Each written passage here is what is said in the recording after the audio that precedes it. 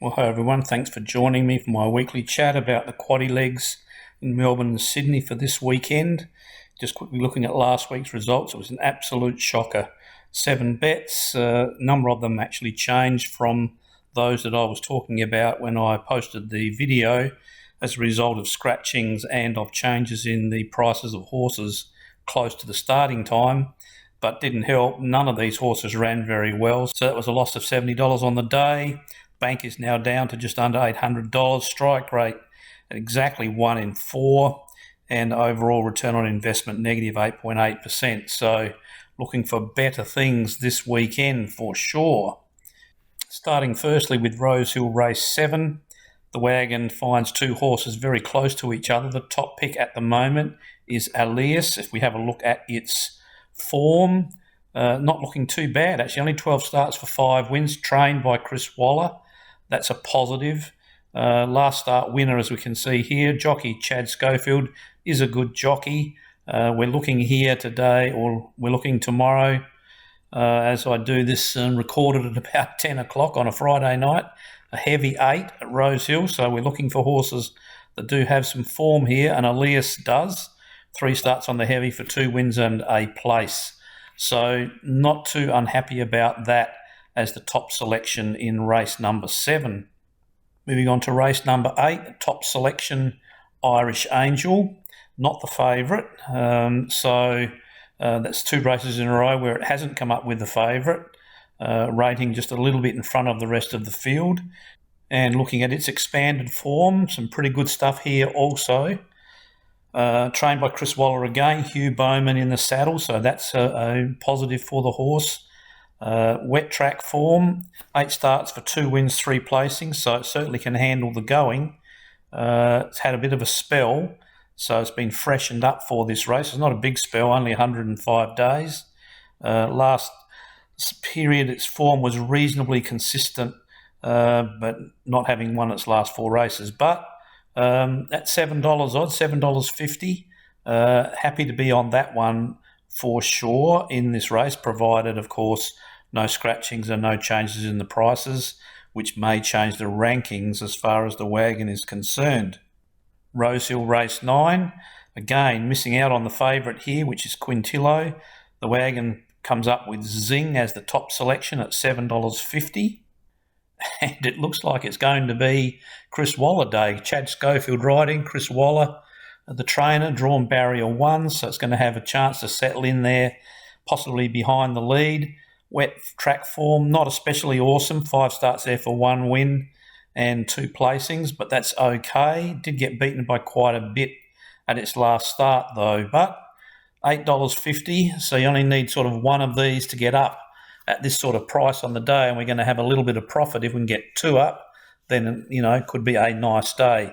But there we go, Zing, top selection in race number 9.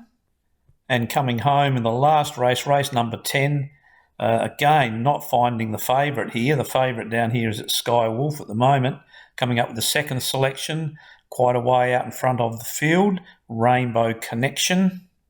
And this one, not trained by a trainer I'm familiar with, but 4 starts for 1 win and 3 placings. So that's pretty reasonable, coming up from Hawkesbury, although they're claiming it's in a weaker class because it did run in a Group 3 at its last start.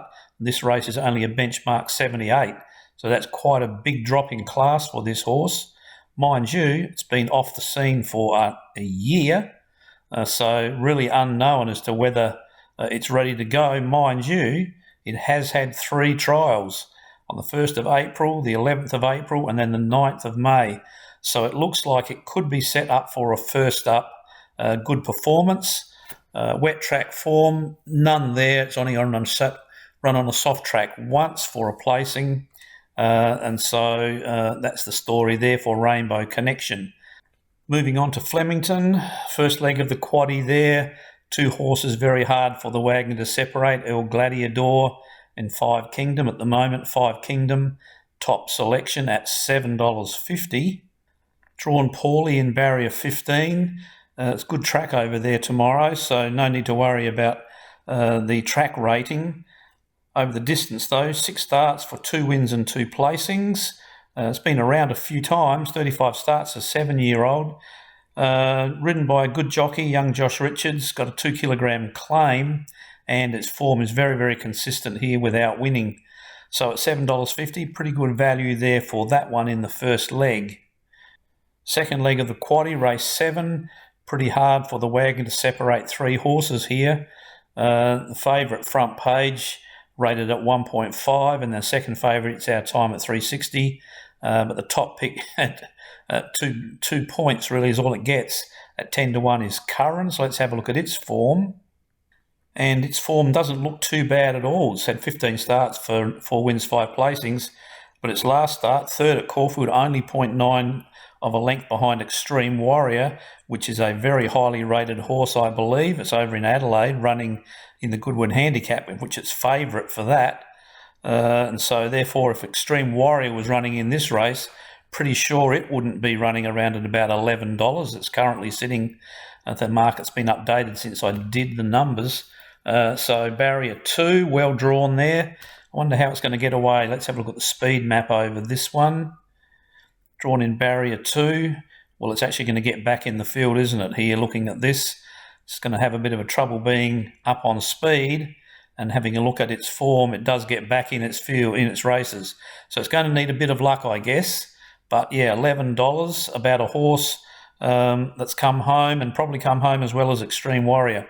So a good value selection there, I think. Moving on to race 8, standout selection here. Again at $10 when I did the numbers, Soci Bon. Its form, also not looking too bad, only beaten by 0.2 of a length at its last start behind Imperial Lad, which is a front-running horse. Plenty of starts, so it's 8-year-old gelding. That's sort of getting on a bit, I guess, but nearly $2 million in prize money, so it knows how to win.